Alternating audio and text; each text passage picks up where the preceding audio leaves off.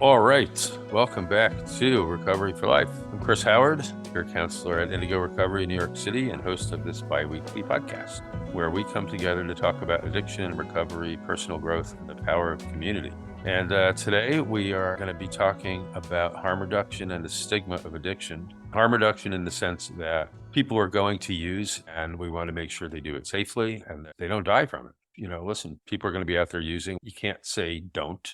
You can't stop them. So we want to make it safe. And that involves things like needle exchanges, safe places to use, which there are in Canada. We got a couple in the US here somewhere. I know there's one in San Francisco, and I think there may be one somewhere else. So anyway, I'm going to just pass it off and let anybody jump in who wants to say anything about this. And that includes, like I mentioned, the stigma of addiction, which I'm going to say really quickly, when we see these documentaries and things on TV like the Netflix Dope Sick, most recently a CNN special, they're always showing people living in the park outdoors in poverty. And that's just not really necessarily the face of addiction. So we're going to talk about that too. So anybody who wants to jump in and go for it. Just made me think of an experience that I had this past week, in particular, where I was at my friend's apartment. There were two people that had been outside of their apartment. They were walking around. I had walked past this group of people in New York City for reference. I saw this person. She looked like she had a lot of bags. And then I saw another person come up to them with kind of a menacing, just in a menacing way. And I visually showed some concern. I looked over at the person that was being it looked like they were about to get beaten up or something. That was just based on my own judgment. I had looked over and they said something as I passed, they're staring at me. So I was forming some judgments about them. First of all, I was concerned for this person's safety because it looked like they were about to get attacked, but then they didn't get attacked. And then eventually, I had walked into my friend's apartment. They were outside of my friend's apartment with a bunch of bags, and we had realized that they were most likely on drugs, just given the context clues. But this is all to say that, there's no way of really knowing who is on drugs and who is not on drugs, who's using and who's not using, because, it could literally be anyone. It could be someone on the subway snorting Adderall before their big presentation. It could be someone in a business suit, using painkillers to fix their back problem that they had a while ago, and then it turned into an addiction. It could very well be the person on the street that you look at and you think, is everything okay with that person? Could be that person. It's all of us sitting here. There really is no generalized face of addiction, and no generalized face. It goes with the saying, you can't judge a book by its cover. You really just can't. You're never going to know what any single person is ever going through in their entire life, ever, unless they communicate it to you. And even communication is a form of, if someone talks to someone, if someone is telling you something, they could not be telling the whole truth. So that's to say, we never truly know what people are going through, what is in their brains, what they're hiding. And addicts especially can be really good at hiding their addiction. So I think that's just a broad statement to say, we never know what people are going through, and the generalized stigma against addicts and addiction and the representation of addicts in the media, the negative representation leads to a worldview, a common worldview against addicts. And that all leads to or contributes to the laws being made around people's personal opinions. There are literal people that make laws or form laws and veto things in court that are really about addiction, and they might not know the right way to actually help these people. So I think nonprofits are doing a lot of help. I don't have numbers in front of me to describe who is doing what, but yeah, there are a lot of changes to be made on a governmental level and on a societal level towards how we actually help people. You really don't know, when you're riding the subway, the way media draws up an addict, I think, is completely disconnected from the way it really is. There are the dead giveaways, the hardcore, meth addicts, or the hardcore nodding heroin addicts, but it's not always like that. You know what I mean? I was a secret drug user, but I was I was working 14 hours a day. I was doing musical theater and, I was getting deliveries of oxys in my car at intermission and then going into the bathroom, doing that, and then going on stage performing. And nobody had any clue until later on when I became a dead giveaway. But I was functioning. I was definitely an addict and obviously still am, but recovering. But nobody knew that. I wasn't nodding out. I wasn't scratching my skin off. I wasn't falling asleep. I wasn't drawing all over the place. There's a real problem with the way the media depicts us. And if, Netflix interviewed people like us, it would be much different than interviewing people that they find on the street, which makes me nervous sometimes to talk about my recovery to people who don't understand it, because then they immediately think that I'm living under a bridge trying to find nickels so I can get a bag. You know what I mean? Like, that's not what it is. There's a big difference in what the media and depicts us as and real life. And it's kind of surprising to me because I feel like addiction is so widespread now. I feel like if you're not an addict yourself, you know someone who has been impacted by addiction.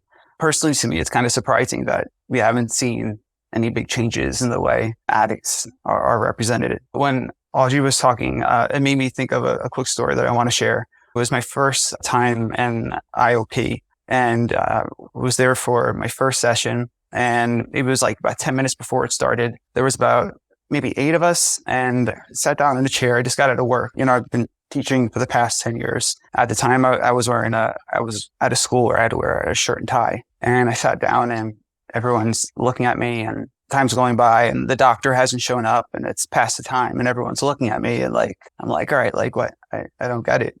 And eventually one of the guys is like, so when are we going to start? I'm like, I don't know. Why are you asking me? He was like, well, you're running this, right? I'm like, no. He was like, then why are you here? I'm like, I'm an addict. And he's like, get the hell out of here. And he's like, I would have never known. And it wasn't until then that I realized wow, 1, I'm doing a really, really good job at hiding this. And 2, how people view addicts, even addicts themselves. They expect the face of addiction to look like it's straight out of central casting. You know what I mean? That's what they expect the face of addiction to be. And it's a shame. It is a shame. I think the brief times I've seen the fentanyl crisis on the news, they've depicted homeless camps or people nodding off in the streets and stuff. And yes, that's a problem, and we definitely need to address that. That's absolutely not okay. But to what Stephen was saying, I've had that similar experience where I've been in a room, IOP, whatever it is, and they're like, "You're a heroin addict?" I'm like, yeah. Like, if I hadn't told anybody, nobody would have known. And I don't know. In regards to harm reduction, that's a topic we definitely need to talk about because I have been traumatized from my overdoses. I don't know how many times it's happened. I've had 2 recorded ones that were where paramedics actually had to come help me get back to life. But waking up in a cab, not knowing where I am, I was in Mexico, somebody shaking me, speaking a different language because I had OD'd. I mean, I think getting test kits, because I didn't know what I was doing, right? I was in a different country at the time, but even here in America, when I OD'd here, I found out there was the heroin that I thought I was getting wasn't heroin. It was fentanyl, narfentanyl, and all sorts of other things. And having the availability for test kits to test to see what you're going to do, that would be a step in the right direction. I mean, there are some needle exchanges that are here in the state that I reside in, but I feel like that should be a more common thing, and accessibility to needles too, who are needle users. I remember my friend who is a veteran, I think his dog had diabetes, right? In order to get clean needles, we had to use that. It was absurd. but that's how we had to get clean needles. And I feel like, if there would be more availability and some acceptance, like to the whole idea of like, yes, people are addicts and they're going to use regardless. I think there's a lack of empathy towards addicts, and that's really what I'm trying to touch on. But I guess my question is, and maybe, feel free to comment on it. What do you think we should do to help improve in general, like our harm reduction and breaking the stigma of what an addict is and what we define them as? I feel like there shouldn't be a face to addiction. It touches everybody in society, including myself. And I've seen a lot of my friends die, or people I've known. They've died in front of me, and I wish there was something else that could have been done to prevent it. But just talking about it, getting some conversation going around the topic, I think might be a good step in the right direction. I think it is a really big, huge lack of empathy. I know we're all saying our personal stories, and like we have been through it. I mean, John, your overdoses, like Frankie, everything, like your entire life story, everyone, Stevens, Chris, like all of us have been through it.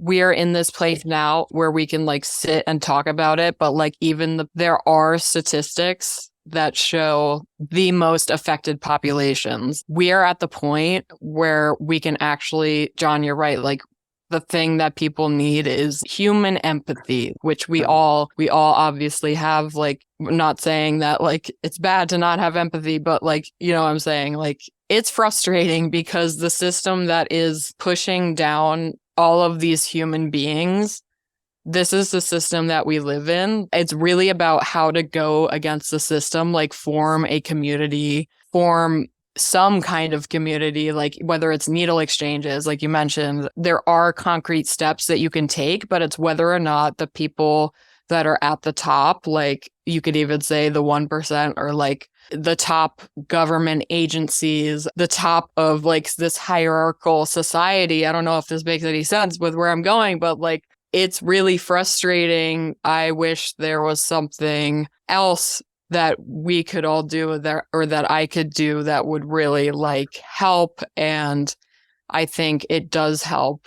You're right to just like have a conversation. And it's really important that you brought up the question, like, what can we do to help? Because just thinking about that is important. What can I do to help now that I'm in this position? Like you mentioned your overdoses, your friends that have died, like you have the empathy given these terrible, awful fucking situations that all of us have been through some kind of terrible, like no human should ever have to go through that. No human should ever have to see that. Maybe have always been empathetic people. Maybe these experiences have made us more empathetic, but like it is important that we're talking about it. I feel the responsibility at least to like talk about this, and it's good that we're at least talking about it. First and foremost is always education, right? Educating the public. And there's still the notion out there that addiction is a choice, but it's not really a choice. And that's a big issue that people don't understand. When you were talking, there's a couple of things you're talking about, Audrey. One was when you brought up government, which I think is really interesting. Here in LA, and this isn't necessarily about addiction, but it also involves homelessness, because there's a lot of people outdoors, be doing drugs, whatever they're doing, it doesn't really matter. But they're trying to initiate what they're calling a camping ban, basically. So anybody who's outside is going to get, I don't know what they're going to do with them. I don't know where they're going to send them, but there's a lot of people living in tents, and living in trailers and living in old cars, or however they're trying to be sheltered. And they've decided that the best way to do this, without actually saying, they just don't want to see these people, is that they're going to initiate this camping ban, because they're calling it camping. It's ridiculous. I mean, the whole thing is completely ridiculous. Another thing that you mentioned. Where are they going to go? That's right. Exactly. Exactly. Where are they going to go? Right. Yeah, Exactly. Where are they going to go? Where are they going to go? They're going to find another There's no spot. place for them to go. There's no place to go. It's just because the people in charge just don't want to see this. If you're not seeing it, it doesn't exist, right? I mean, that's So, one like, way of dealing with it. So as if Yeah. if they're a blight on society. Exactly. That's horrific. Back to Audrey's point, like, where is the empathy for those people? Like, how can we help them? Yeah, I was going to say, like John and Audrey brought up, like, the lack of empathy. And I think that's really important. And I think it's also important to acknowledge that we're now at a place of just complacency. So we've acknowledged addiction. We've made some progress in breaking the stigma. And we acknowledge that, or at least some people acknowledge that it's a disease. But there's a lot of people who I feel like are just kind of like, there's always going to be addicts. It's a system that we can't beat, both in terms of government and then in terms of how the drugs are distributed. So you're kind of fighting like two monsters, and it seems like an impossible battle to beat. So it is really important that whatever actions are taken, it's definitely going to take a movement of sorts, until we see any kind of change. Yeah. So which brings us to the essential question: what do we do? Right. Like I said earlier, I think just getting the conversation started, I guess it might need to be a grassroots movement on a very small scale and work its way up. But I think breaking the stigma is a big one, because I am part of some threads online, where addiction threads, and I do see people saying like, oh, it's willpower thing. It's, that person died because they made that choice. And I listen, there was no point in my mind when I used that. I said to myself, you know what, I want to die this time. That was never a thought. And there's people losing their children, like 15, 16 years old, because they're getting pills with fentanyl in them. How do you explain that to the parents? How do they grieve and cope with that when people are saying, oh, that was just their choice, it was their mistake? I don't think that's a fair assessment of the situation. And back to the empathy, it's like, do they not have it, or they just don't care? I don't know. Maybe both. I want to read you guys something, because when Audrey was, we were talking about government and that sort of thing, and you guys are too young for this, but the former First Lady, Betty Ford, of course, was an alcoholic and a drug addict, and founded the Betty Ford Clinic, which is now pretty prominent. So I was going to give you a little history here. It says the center was co-founded by former U.S. First Lady Betty Ford, Leonard Firestone, and Dr. James West in 1982. West also served as the Betty Ford Center's first medical director from 82 to 89. Betty Ford's decision to undertake such a project followed on the heels of her own battle with alcohol dependence and diazepam addiction, after the Fords left the White House and are released from Long Island Beach Naval Hospital. So, you can't be more prominent than that, right? I mean, the First Lady of the U.S. gets in front of the country one day and says, I'm a drug addict and an alcoholic and I need help, and, founded this. But where have we come since then, right? That was 1982. And has anything changed? I don't think so. I mean, that's the top tier right there, right? Talk about the face of addiction. I think we've all forgotten about that. I mean, that was some time ago. That's 40 years, right? Since, is that 40 years? 82. Yeah, roughly 40 years, right? So it's been a long time. And a lot of people don't even know that. There's a Betty Ford Center here in LA, and they're around. There's lots of them, and nothing has really changed, has it? Right? We're helping a handful of people in these places, but the stigma remains even after that. She's long gone, but we need more of that. And I don't know. I don't think the celebrities are really making it work. I don't know about how you guys feel about that, but I feel like it would be hard for the celebrities to make it work, because the media is always using anyone who uses drugs as a story, as a way to create them into this villain character, and it's always just so negative and lacking empathy. I mean, we lost Tom Sizemore this week, and Tom Sizemore is, I think, one of the greatest actors ever. And I mean, he got his master's. I mean, this is a smart, very intelligent man who suffered from mega addiction for the last 40 years. Heroin, alcohol, cocaine. I mean, he was terrible addict. And it was literally getting told on the media. I mean, he was on that show Celebrity Rehab, and then it was just spilling out in the news and everything. It was just terrible. And it must be hard to recover when that's happening, when the media is not helping it at all, But then there's other great stories like Robert Downey Jr., and there's recovery stories like him. Like, this is a guy who was breaking into people's houses and falling asleep in random people's homes in Hollywood and then doing prison time. And now he's iconic and one of the highest paid, actors in Hollywood, and sober for, I don't know, well over a decade, I believe. And there's a success story. And I think people should be focusing more on that. People should be using him and how he hugged the cactus and survived. And, and I think at a time he went and stayed with Mel Gibson when he couldn't get a job and he couldn't work. And Gibson took him in, and he was a mentor for him, and he got him healthy. And they should be telling more stories like that. And I think those are helpful. We should be hearing more of those stories rather than all the stories that we can judge, because I feel like there's so much judgment, lack of empathy, and judgment towards addicts. Oh, you know what he does? You know what I mean? Yeah. Even in recovery, people understand me. I'm fine sharing my story, but there are a lot of people who I just have no intention of telling my journey and successful story of recovery because I just don't think they'll understand it. I think they'll judge me for it. Right. They don't hear the success part. They hear the failure part. Right. Well, that you get judged instantly. That's, selective hearing when it comes to addiction. Absolutely. Absolutely. And I think there's when it comes to this disease, there's a lot of selective hearing. People stop listening after you say heroin or after you say addict, and it becomes selective. Everything else becomes Charlie Brown teacher because they have just stopped listening, and that sucks. I think that's so true. That is so true.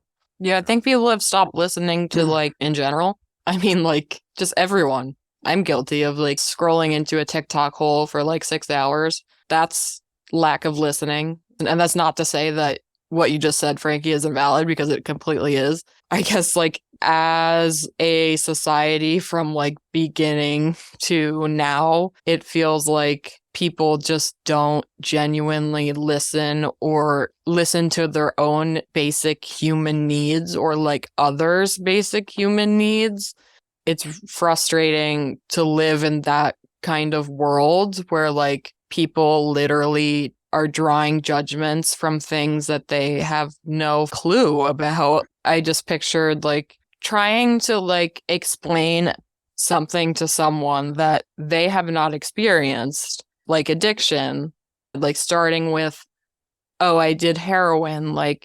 People will automatically jump to the conclusions in their head. Even if they don't want to be a judgmental person, there will always be existing judgments in someone's brain about something before you explain it. That is really difficult. I've been at the point where I'm why do I even put the effort in to explain something if you're not going to listen and if you're not going to understand?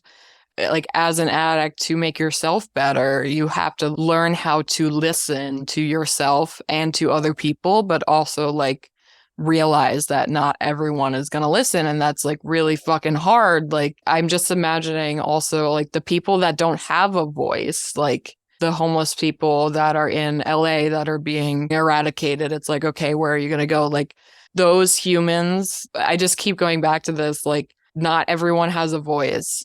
It's just frustrating when not knowing the specifics on how to enact change when the system is designed to control and because there are evil fucking people in this world that have no empathy, know that they have no empathy. And again, whether you're at the top in a government position where you can enact change, there's going to be people that don't understand and don't listen and have their judgments about everything based on their personal experiences and refuse to look outside of their own bubble. And it's frustrating. It is frustrating. I don't know if people have been desensitized, or maybe perhaps our society has these laws that say, hey, heroin's illegal. So there's this negative connotation with somebody using it, right? I don't know. Maybe it's just by design that our system has put a label on drug addicts because they're using illegal substances. Perhaps maybe that needs to change. Maybe that might destigmatize it, but I don't know. I do know that I didn't, when I was growing up, I didn't ask to become a drug addict. And I know that I'm dealing with this disease now. And I know there's millions of other people out there who are suffering from it as well. And if we continue to turn a blind eye to it or not acknowledge it or I don't know, have some type of acceptance, people are going to continue to die. And I don't like that in any way, shape, or form. I don't think people deserve it, or I think society needs to look at things from a different perspective and open up its collective consciousness to accepting the fact that, addiction is a disease and it affects every type of person in society. And we need to do something about helping these people in a more compassionate way, instead of like depicting us as in some negative light on the media. I don't know. I don't watch the news much, but when I do, it is all negative stuff. And maybe consuming so much negativity desensitizes us in a way. And I don't know. I think maybe like Frankie was saying, shining some more positivity on success stories will open up that empathy a little bit. I don't know. I think it's like very, very important to also note, like, while we're on this podcast topic, that like certain communities are disproportionately affected by addiction. I literally I had to pull up this article on the CDC that just says overdose death rates increased significantly for Black, American Indian / Alaska Native people in 2020 by illicitly manufactured fentanyl. Like, this is the reality. It says things like the overdose death rate among Black males 65 years and older was nearly 7 times that of white males 65 years and older. Black people 15 to 24 years old experienced the largest rate increase compared with changes seen in other age or race groups during 2019 to 2020. Overdose death rates for Alaskan Indian, Alaskan Native, I think that's what that stands for, woman, 25, 44 years of age, were nearly 2 times that of white woman, 25 to 44 years of age. So I just needed to like put this in there that like, this is actually like an important article, but like, I feel like there are statistics that people need to know still about who this is affecting, just because like it's important. Like, this is like racism is a giant part of our society. And I think it comes back to the empathy thing. Like, basic human empathy is like not, it's like making me upset. I was just thinking, my special educator brain was going, and he took a whole class on how language over time destigmatized people with disabilities. And the people watching this right now probably have the same question, what can I do? And I think just acknowledging language and the importance of language, and how when we discuss addiction, the language we use can influence public attitudes and beliefs. So using stigmatizing terms like junkie or even addict perpetuates these negative stereotypes even further. So even just thinking about using first person language, like instead of saying addict, saying a person with addiction or a person struggling with addiction, or however you choose to phrase it. But I'm thinking about the way we communicate and the language that we use is really important, because it proved to be successful for a group of people that were at one time really stigmatized and not so much so now. Well, you're right. And that has changed in the diagnostic, DSM-5, all that language has changed, right? In psychological circles, in psychology circles, to just what you're talking about, like, a person with autism or a person with addiction or however it's termed. And that is a big part of it, is the language. You're absolutely right. Coming from an educator point of view, you see that all the time, right? Most people don't. So it's really great that you brought that up. I mean, these are cultural things that have to change. And changing a culture is quite a task, right? It takes a long, long time, and it takes a lot of effort to make those kind of changes to people's thought process. It's really changing the way they think. And it takes a very, very long time for those things to happen. But it starts right here, right? It has to start somewhere. It has to start with a handful of us who are willing to go out on a limb and say, hey, we have to do something about this. Something has to change here because this is not working. What can we do? And I think you're right, Stephen. There's a lot of people out there hopefully listening to this, and anybody who has a suggestion, throw it our way, because there's no end to the different ways to approach this thing, and it starts with us talking to one other person sometimes, whoever we happen to interact with. If it comes up in the conversation, or if we're in that discussion, we can start that change. Each one of us has the power to do that. And we have to think that way too, right? We can't feel like every time we get up in the morning, we're looking at defeat every day, right? We're not.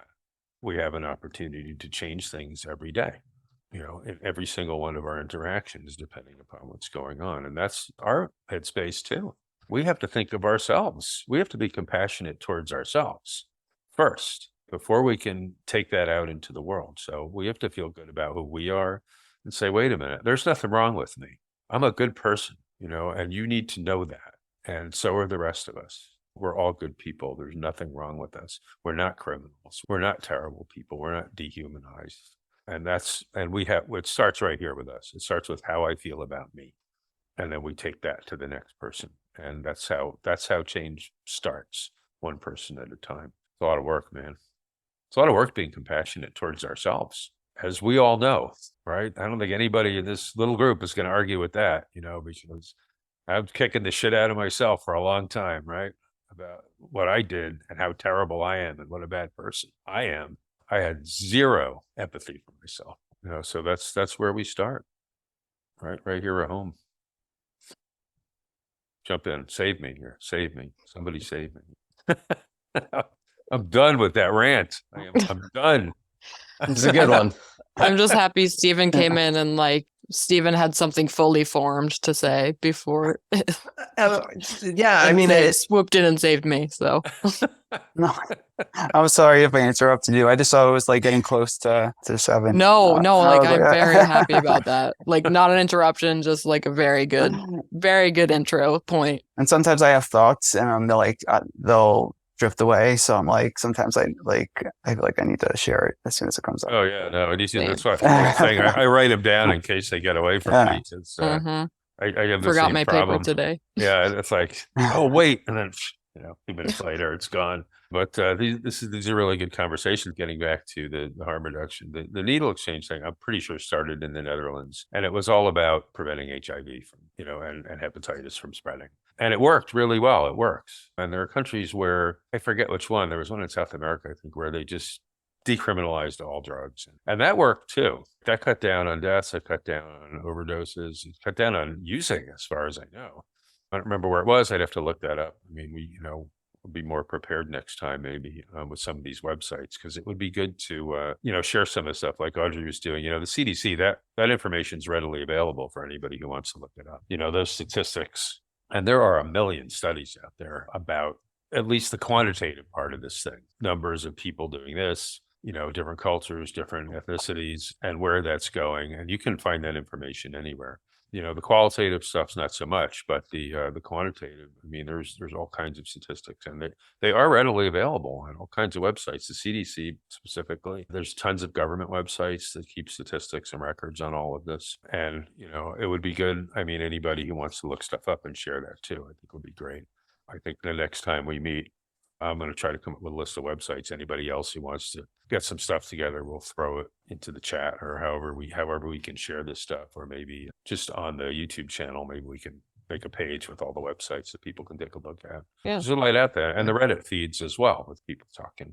I mean, I know there's this, I forget if it's a TED Talk or what, but it was about Rat Park. And there was another one on Portugal, how they decriminalized everything, and that helped reduce deaths and all sorts of stuff. But I've seen a bunch of really good TED Talks. What was the one with Gabor Mate? Gabor Mate, yeah. Yeah. Mate, yeah, he's really up on this. So I was just reading his book earlier today, In the Realm of the Hungry Ghosts, which is all about his time, or at least what I've read so far, in Vancouver, in the downtown east, I think they call it, which was a hot spot. And he describes the people that he interacted with and his feelings on it. And it's really interesting stuff. Yeah, he's done a ton of work in this regard in harm reduction.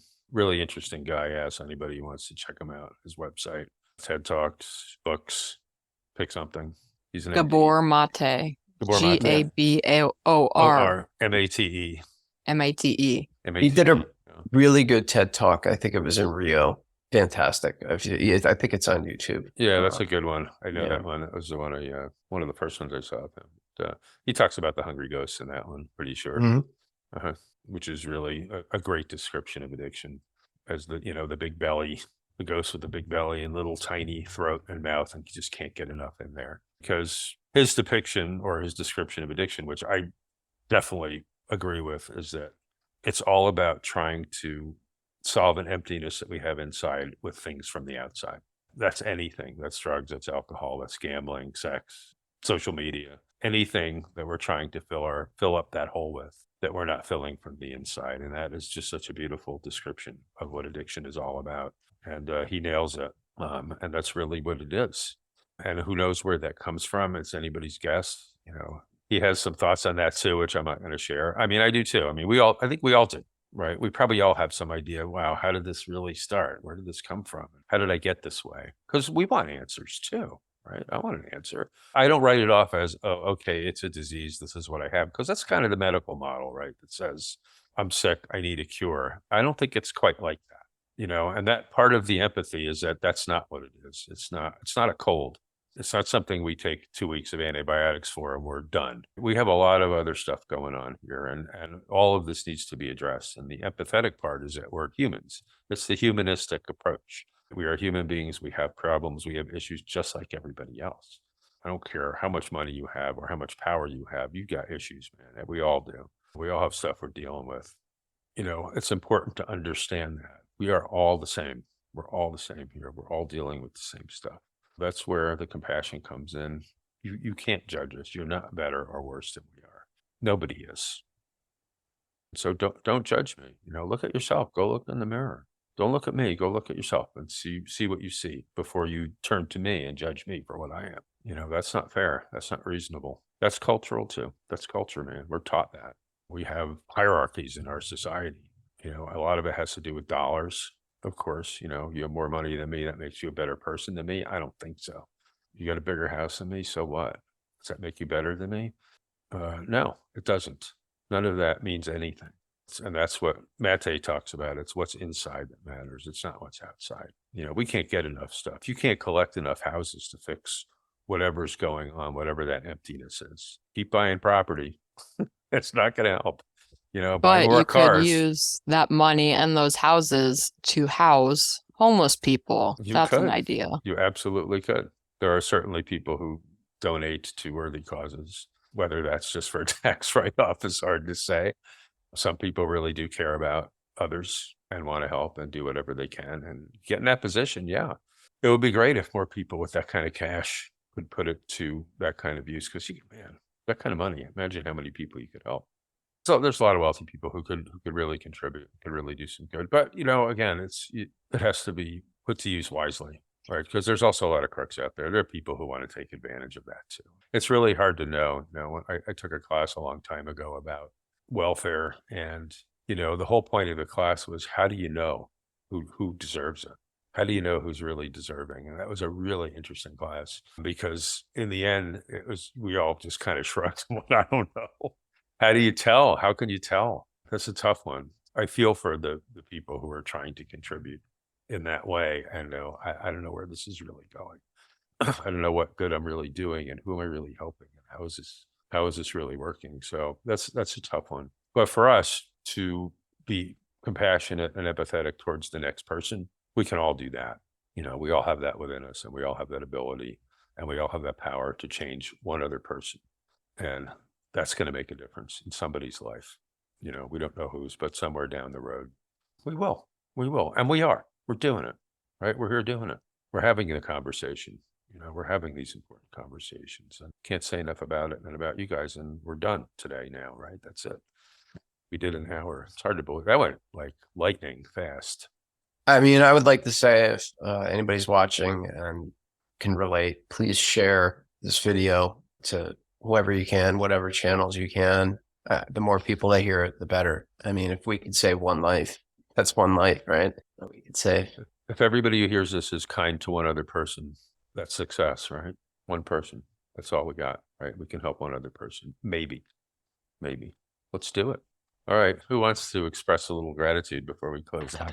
I don't mind starting. Especially grateful for this group tonight. I didn't realize how much I missed you guys and how important this is, but grateful to you, grateful to anyone who's listening. I agree with John. I hope you do share, start a conversation. One tiny step, if you can all make that one step, will make a big difference. But yeah, I'm grateful for my community, grateful for my puppy over here, my fiance, my students, my family. Thanks. Audrey, you go next. How about you? All right. Grateful to see Frankie's baby clothes in the background. Grateful that Steven saved me from my unprepared. It wasn't a rant. It was just a little tidbit of information, some statistics that I did not prepare for today's meeting. Thank you for swooping in and providing your sage advice. Thank you, John, for remembering that. Well, you don't even have to remember human empathy. You're a very empathetic person. Thank you for being empathetic. Everyone here is empathetic. Chris, thank you for moderating and starting this and pulling it all together. Thanks, everyone here. And yes, please share. Let's see, John, you want to go next? I'm grateful for the conversation we had today in this group. I think it's super important. And the more we talk about it, the better. I'm grateful for my family, my wife, being here, present, alive, and sober today to partake in this conversation. Very grateful for that. And I'm grateful for finding out that there are baby wipe warmers, because I'm going to be in that wheelhouse soon. So thank you, Frankie, for that. Frankie, you're up. I got another one for you. Not to set up for a joke. As always, I'm grateful for this group. As I say every week, my wonderful, incredibly understanding and beautiful wife, and my lovely dream of a son. And this week, I'm grateful for this. Now, let me explain what this is.